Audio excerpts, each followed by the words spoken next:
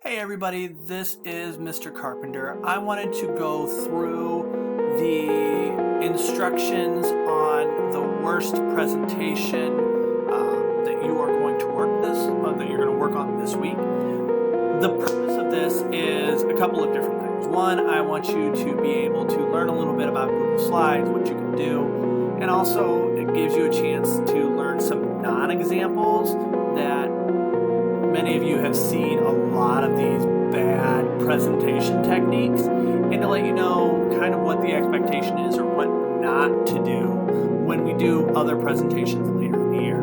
So the first thing is, you can see up on my screen here, I have a Google Slides presentation. You can see somebody else made this. It's got who made this. But you'll be able to flip through all of these different slides. There's lots and lots of different things that you can see on things that you shouldn't do on your presentations. You'll be able to look at this on your own time. It is linked on Canvas as well. But I want to go over what your expectations are. So I'm going to bring up the rubric on the worst presentation overall. So the first thing I want you to notice is number of slides here. Notice for mastery it says you have 5 slides. For not there yet, you do not have 5 slides. You have a project that is 5 slides long, not the title page in 5 slides, 5 slides total, not 6, not 4, not 3, 5. Also, on each one of those slides, you're going to have 2 unique examples of a bad presentation. Notice the keyword here is unique. You are not repeating the same mistake on any slide and using that information. So for example, I used an unreadable font. Can happen on one slide and you can use that, but it should not happen on any of the other 4 slides. You have lots of really bad examples for you to come up with. A total of 10 mistakes you can make on the worst presentation only, so you should have lots of examples of that. And then what you're going to do is 2 parts. You're going to self-identify what was the bad thing that you did on that particular slide, and then you're going to actually say, what do you think you should do to fix that slide? So it's 2 things. You're going to have 2 examples.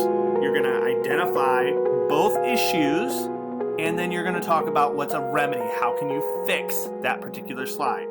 So I'm going to take you back here, and I'm going to give you an example. So you see the bullet points example. I have gone down here. Go back here.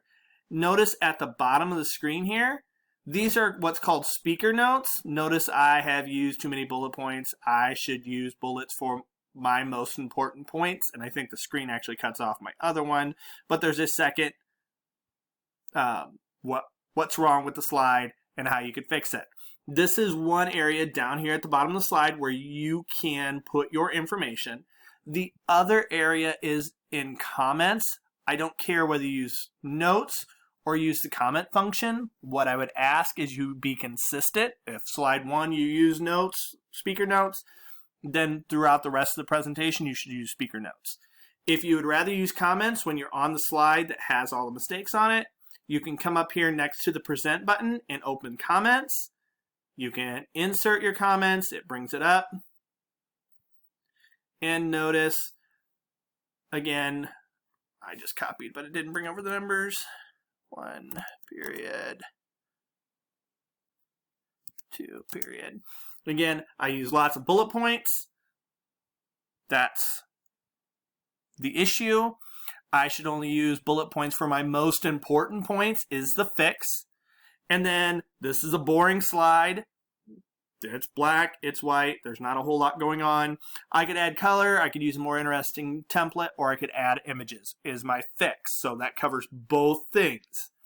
If you have any questions, rewatch this video, use the rubric, and this is going to be due on Friday for Mr. Carpenter's class. If you're using this in another class, you may want to speak to your teacher on when this is due. Thanks so much, guys.